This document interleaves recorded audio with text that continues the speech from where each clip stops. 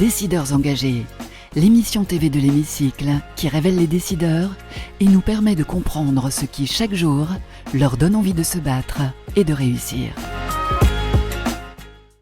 Bienvenue dans On se dit tout, l'émission des décideurs engagés sur l'Hémicycle TV. Et aujourd'hui, je reçois Nicolas Notebaert, directeur général de Vinci Concessions et président de Vinci Airport. Bonjour. Bonjour.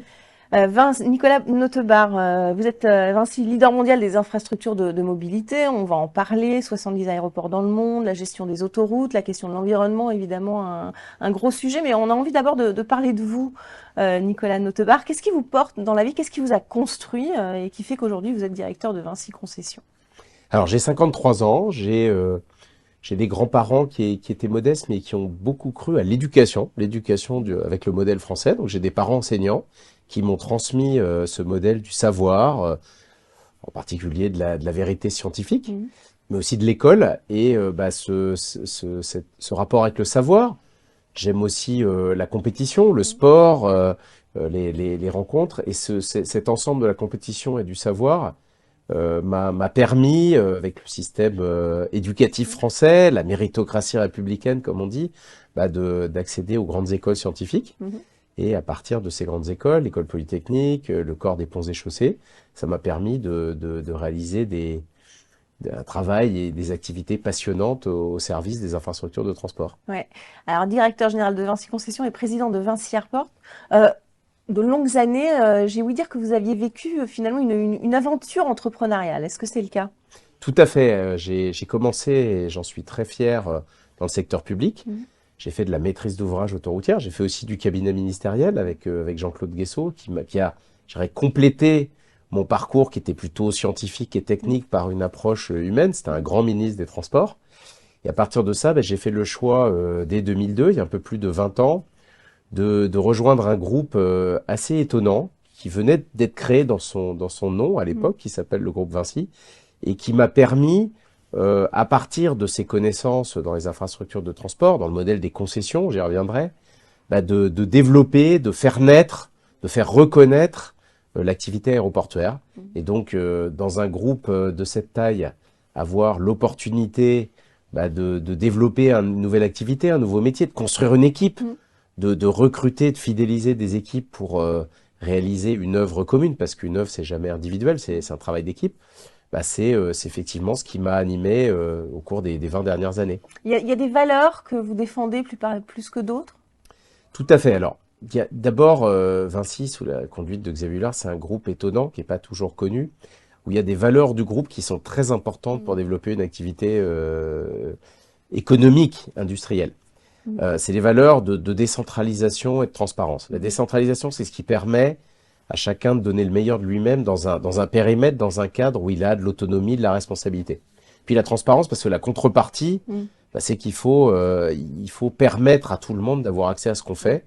Et donc ces valeurs du groupe, responsabilité, autonomie, m'ont beaucoup aidé en tout cas, je me suis trouvé dans ce groupe, je m'y suis trouvé bien, et je pense que j'ai pu donner le meilleur de moi-même dans ce groupe.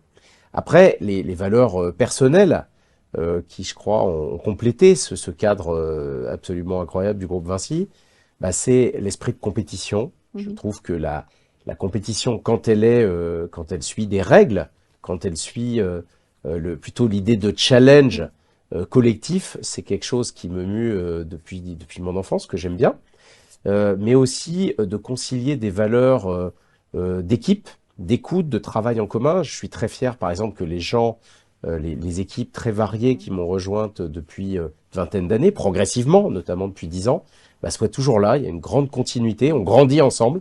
Et cette fidélité collective au projet et aux personnes, aux femmes et aux hommes qui travaillent ensemble, je trouve que c'est une belle valeur.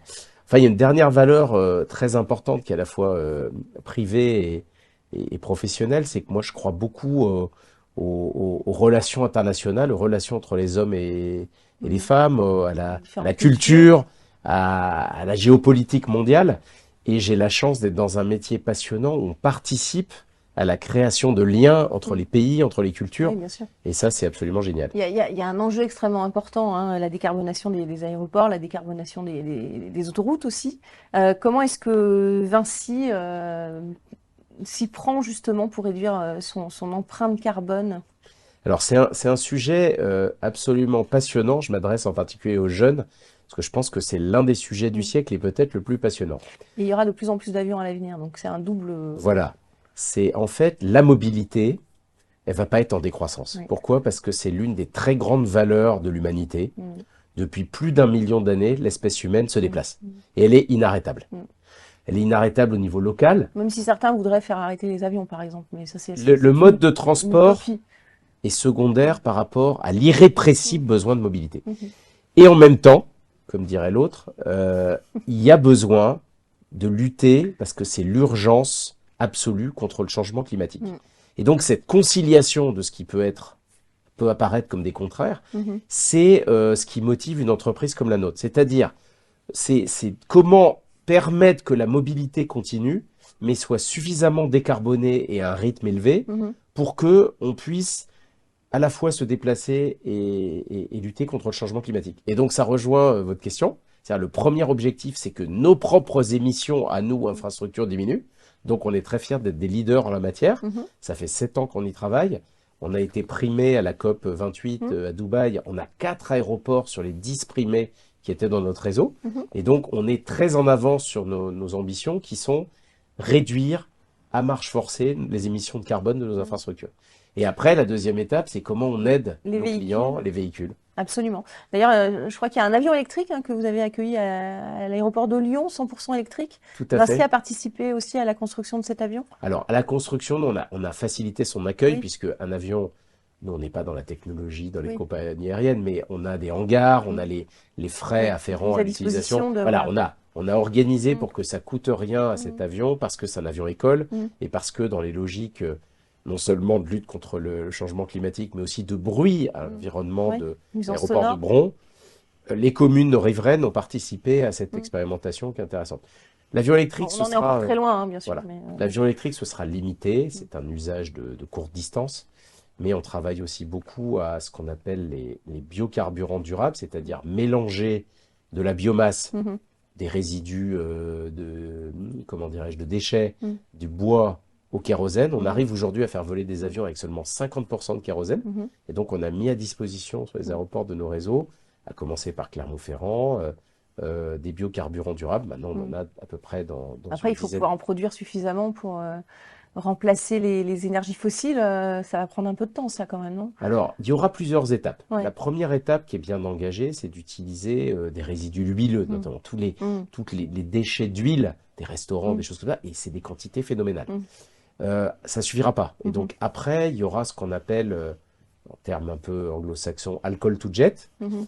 Et ensuite, on fera dans une dizaine d'années ce qu'on appelle des e-fuels, c'est-à-dire des carburants synthétiques. Mhm. Mais ce qui est important de comprendre, c'est qu'il n'y a pas une solution. Il y a tous les 5 ou 10 ans, une solution à accélérer jusqu'à la dernière, qui d'ailleurs ne sera pas exclusive, qui sera l'avion à hydrogène liquide sur lequel Airbus travaille pour Bien sûr. l'horizon 2035. Alors, à côté de ça, il y a aussi les charges, les taxes qui sont imposées justement aux infrastructures que vous représentez. Ça pèse lourd ou est-ce que ça, c'est un domaine finalement qui reste à améliorer? Parce qu'il y a les taxes, les impôts, l'éco-contribution, le prix du kérosène qui augmente également, qui pèse aussi lourd dans le portefeuille du particulier. Est-ce que c'est un problème pour vous? Alors, le modèle de la concession, c'est un modèle que je trouve particulièrement moderne, particulièrement d'actualité. Pourquoi? Parce que les États, ils ont beaucoup d'obligations aujourd'hui. Depuis peu, ils ont de très très loin à renforcer leurs obligations de défense. On voit pourquoi. De sécurité, sécurité intérieure, sécurité extérieure. C'est vrai. Ils ont la santé, ils ont l'éducation. Et les infrastructures de transport, c'est quelque chose qui, je pense, est relativement souple et facile à concéder. C'est-à-dire, on donne le droit à une entreprise de construire, maintenir, opérer et offrir des services à des clients. Et de ce côté-là, Vinci, qui est leader mondial de ces activités, a démontré au Japon, au Brésil, aux États-Unis que c'était un modèle mondial qui fonctionnait bien. La particularité de ce modèle, c'est qu'en fait, l'argent des entreprises au service du public peut changer de destination. Avant, c'était pour construire. Aujourd'hui, on peut utiliser entretenir. ces recettes pour entretenir et aussi pour décarboner. Voilà. Le problème, c'est que si cet argent peut être utilisé pour décarboner, bah, si on le taxe, Eh oui. ça offre moins de capacité d'investissement. Et donc ça, c'est un discours qui passe bien avec la plupart des États. Je pense aux États-Unis qui, pour décarboner, on fait un acte qui s'appelle l'IRA, IRA, qui en gros dit aux entreprises, pour vous aider à décarboner, on va vous faire plutôt des rabais d'impôts pour encourager... Ouais. Ce qui fait que ça n'est pas répercuté sur le portefeuille du particulier. Exactement. Et du coup, le message de l'environnement passe mieux aussi auprès des usagers, j'imagine. Tout à fait. On va passer à la question du Collège de Paris, si vous le voulez bien. Le Collège de Paris, hein, ce sont des établissements d'enseignement supérieur qui a pour mission justement de mettre l'excellence au service de tous. Et on en parle juste après le jingle.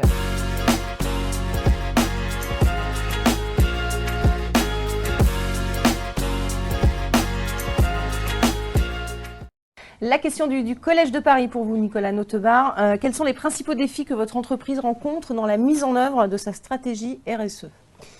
La principale enjeu ou challenge, c'est de concilier l'attractivité du territoire. La mobilité est un facteur d'attractivité du territoire, soit à longue distance, être connecté, soit localement, que les communautés autour de l'aéroport, autour de l'autoroute, autour d'une ligne à grande vitesse ou de panneaux photovoltaïques vivent bien la présence de l'infrastructure, en bénéficient, et de l'autre côté, que ces infrastructures permettent de lutter contre le changement climatique. Et cette conciliation de contraires apparents, c'est un challenge passionnant pour les concessionnaires que nous sommes, parce qu'à chaque décision d'investissement, de développement d'une infrastructure, on doit trouver cet équilibre entre l'attractivité, le bénéfice collectif aux populations du territoire, parce que l'infrastructure sert au territoire, donc à ses populations, bien sûr. Et la limitation des effets sur le changement climatique. Ça, c'est le challenge principal. Il y en a d'autres.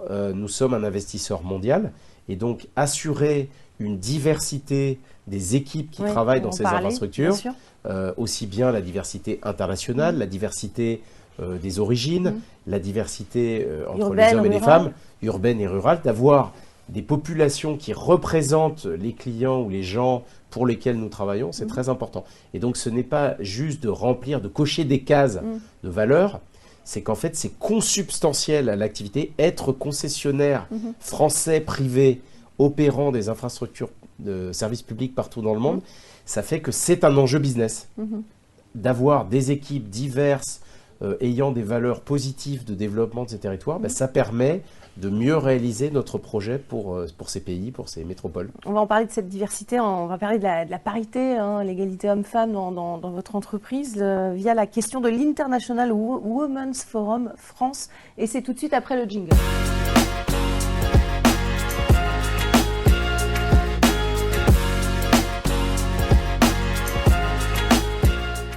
La question de l'International Women's Forum France pour vous, Nicolas Notebaert. Vous l'avez choisi, on vous en a proposé plusieurs. Quelle est votre opinion personnelle sur la parité? Est-ce que c'est encore un sujet important aujourd'hui à porter dans une entreprise, selon vous? Oui, je pense que ça n'a jamais été aussi important pour plusieurs raisons. D'abord, nos clients, nos passagers, ils sont à peu près à moitié des hommes et des femmes. Et donc, à partir du moment où on représente, on sert une population, on est d'autant mieux efficace pour lui rendre service que les gens qui rendent ces services représentent cette population. Nous, on part d'une base, on a acquis beaucoup de sociétés, de concessions dans le monde où l'ensemble de notre personnel féminin, c'est à peu près 37%. Ouais, donc c'est pas très loin. Parité, c'est pas loin. On n'en est pas loin. Ouais. Voilà, alors on a des situations très diverses, il y a des pays où il y en a un peu moins, et il y a des pays où on a la parité. En France? En France, on est plutôt à 45%, donc c'est pas mal. Et dans les COMEX? Alors, dans les COMEX, on part des managers. Les managers, on est à 37%. Donc déjà, on a atteint le bon niveau de représentation des cadres par rapport aux populations.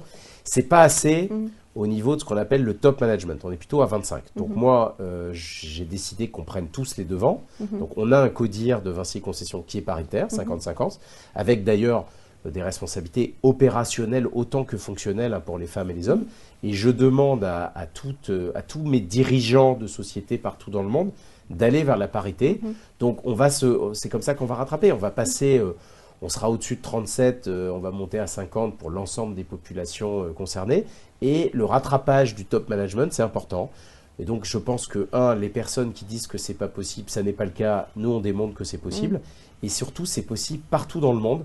L'une des valeurs de Vinci qu'on développe partout dans le monde à travers de Vinci Concessions, c'est quelles que soient les cultures et quels que soient les pays, ça ne doit pas être négociable. C'est important parce que les écarts aussi sont d'autant plus grand, en tout cas, suivant les pays dans lesquels vous êtes. Hein. Tout à fait. La France fait figure de bon élève, en fait. Hein. Alors, la France est un élève plutôt bon sans être le meilleur, mais l'important, c'est que ces valeurs ne doivent pas être négociables. Absolument. Et la bonne nouvelle des endroits où nous opérons, c'est qu'on s'aperçoit que les équipes locales prennent ces valeurs au pied de la lettre, c'est bien, les développent localement et arrivent à avoir des résultats incroyables. Il y a peu de temps, on a une dirigeante d'aéroport qui, pour la première fois, est la patronne du réseau des aéroports d'Amérique latine. On est fiers chez Vinci Airports que ce soit une de nos dirigeantes qui l'était. On va passer à la question de l'hémicycle, si vous le voulez bien. Cette fois, c'est vous qui allez poser une question aux politiques, aux députés, aux présidences, comme vous voulez. Vous avez 1 minute, ça va être face caméra juste après le jingle.